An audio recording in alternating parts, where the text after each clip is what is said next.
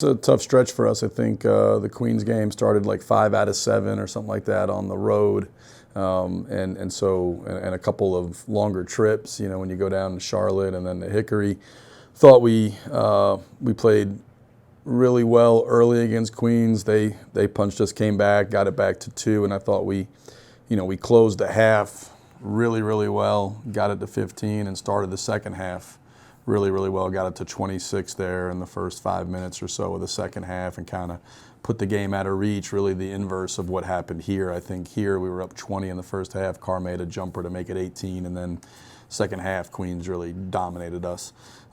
Second half I thought we came out and our response was significantly better. And Queens is obviously a really good team, difficult place to play, and the same really with Lenoir-Rhyne. I mean, Queens had just lost, down at Lenoir-Rhyne. Lenoir-Rhyne beat Catawba. They've had nationally ranked wins.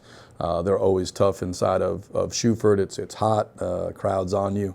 It's a good atmosphere. Probably, in my mind, the best in the league in terms of crowd and energy level and all that stuff. So, came out of the gates, and I don't think necessarily we played particularly well in the first half. I told the guys at halftime we were fortunate to be down 1. I thought they missed a lot of clean looks at the basket that just didn't go down for them. Gunn missed his first few. I didn't think we were making a miss. There's a big difference in missing shots and making somebody miss shots, and I thought they just missed some shots in the first half, and we made a couple tough ones, but the quality of shot that they were getting as opposed to the quality of shot we were getting, it wasn't even close. And a lot of times that factor boils down to who wins, right? I mean, that's the most important factor, who's getting better shots. Are you able defensively to make them take contested ones?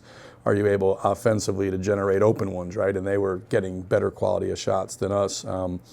Turned it over too much. Our transition D was poor in the first half, and then I thought second half we were a lot better. Even though they scored more points, I thought our defense was much better, made things tougher. They're hard to guard. They spread you at all 5 spots. Cooper Fowler, they're 5, 6'10", 6'11", makes 3 threes, and he can really shoot it. And R.J. Gunn's their 4, and he can, one of the elite shooters in the league. And Simmons and Hawks and Bradford, and so they have a lot of shooting and then a lot of skills. So they space you, and it's very difficult to guard. They're as hard, in my opinion, to guard as anybody in our league, just with the combination of shooting at 5 spots and the ability to get downhill and break paint and collapse the defense. So we missed up some rotations. We had a stretch in the second half, I thought, where we gave up 7 points in a row on just bonehead stuff, an out of bounds underplay. We gamble and give up a 3-point play. We let Gunn post us and basically bully us, lay us in, and then we randomly double team Gunn the next post touch, and Zim Fields dunks it. So we had gone up 9. They cut it back to 2, and then from there I really thought we kind of steadied the ship. And it helps to have 3 of the best players in the league. I mean, Voss, some of his finishes, they did a good job of taking on the 3-point line. But man, he got downhill, and some of those left-handed finishes were just incredible over Cooper Fowler, who I thought did a pretty good job of trying to keep him in front.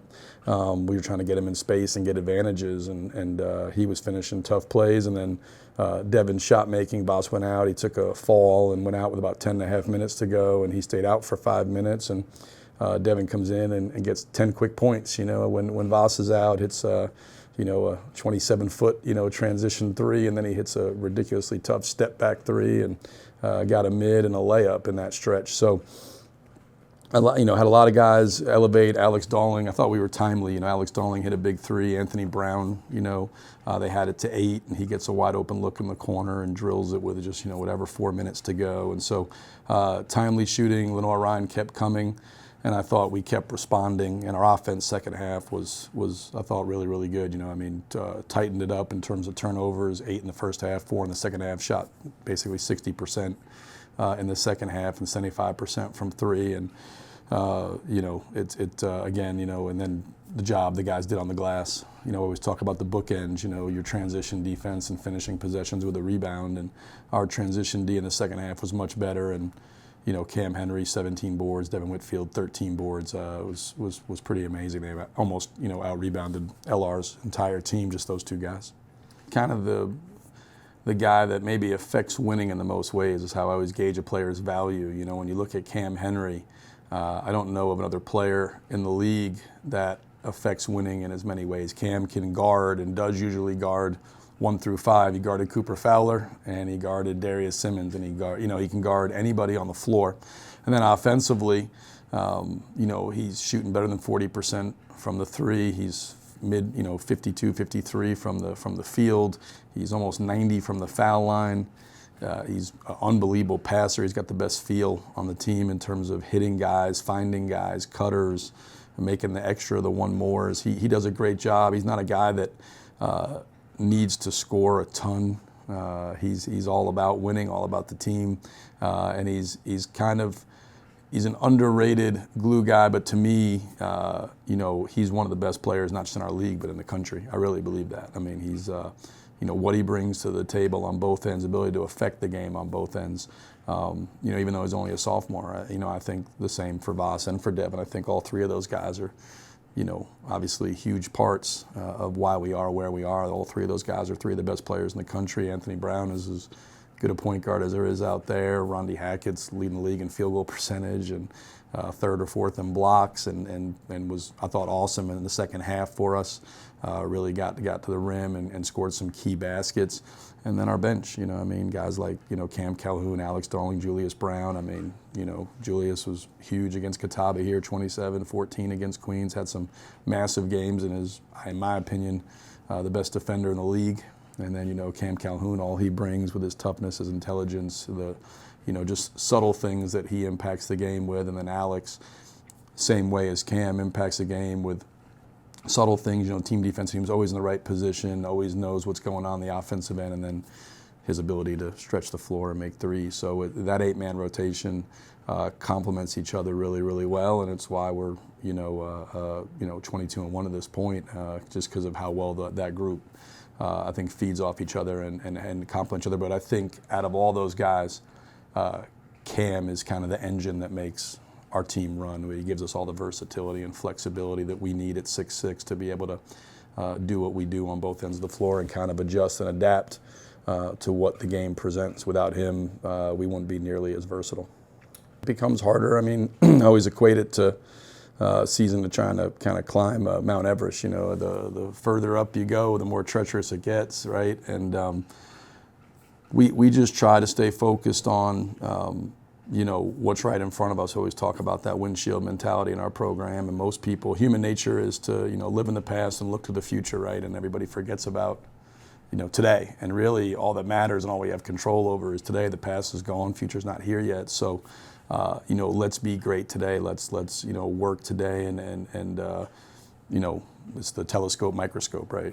Telescope, your big picture, what you want to accomplish, what's the vision, what's the objective. We all, I think, in that room have the same goals, but the microscope, the day-to-day work, is how that becomes reality, right? And so I told them yesterday before the game, because I wasn't, we were having too many lapses. We had some yesterday, and but is it about playing to a standard, or is it about winning a game? Because if it's about winning a game, and that's the way most fans look at it, and that's okay, that's the way they should. Like I look at it, football, I don't understand, what works or what doesn't work. So to me, if a team won, they played well, all is good. If they lost, they didn't play well, right?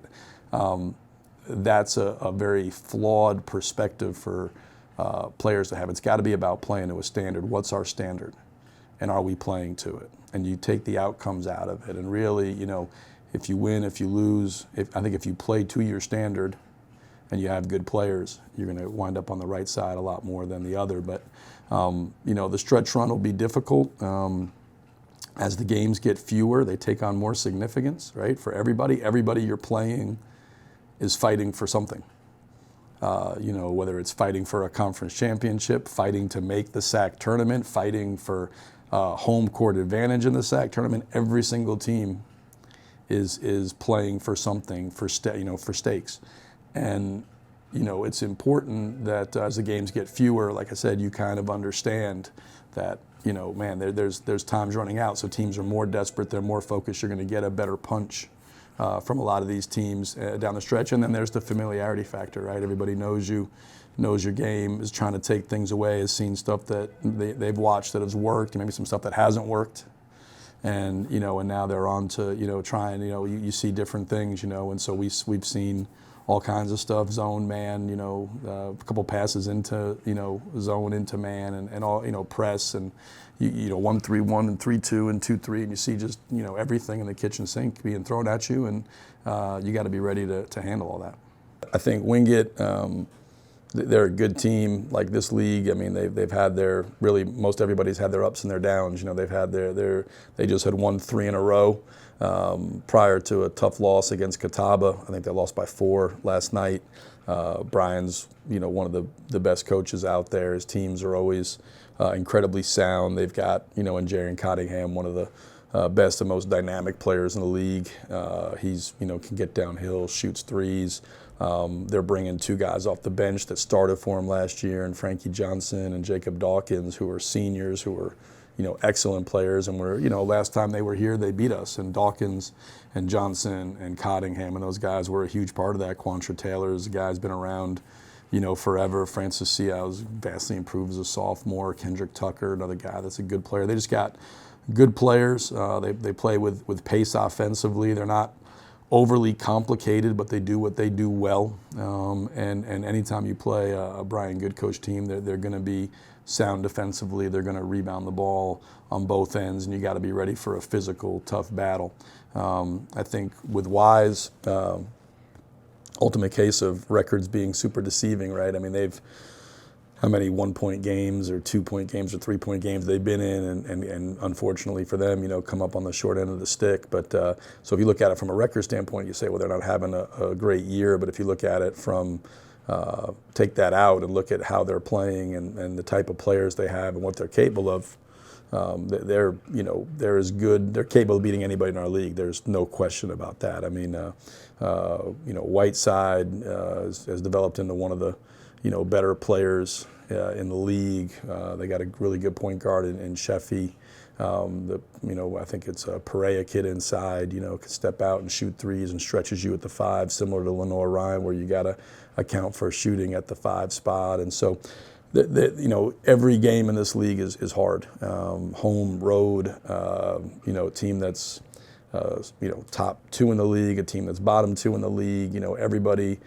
This year, in my 12 years here, is probably the best the league has been 1 through 12. I don't know that it's the best, 1 through 4, but 1 through 12, this is the best it's been. I mean, Virginia Wise and a lot of other leagues would, be a pretty good team, and they are a really good team. Like I said, they just, have lost a bunch of close games and had some bad luck, which is the only thing keeping them out of, being kind of middle of the pack in that group with, Lenoir-Rhyne and Newberry and Wingate and all that whole crew. So we'll have to be ready. Saturday will be a challenge. We got a quick turnaround from back-to-back long road trips. Guys are exhausted. We got in at 3:30 in the morning. And so, we won't practice today. We'll just watch film and then have really a one-day prep for a really good Wingate team on Saturday, try to handle our business there, and then turn all our attention to Wise on Wednesday.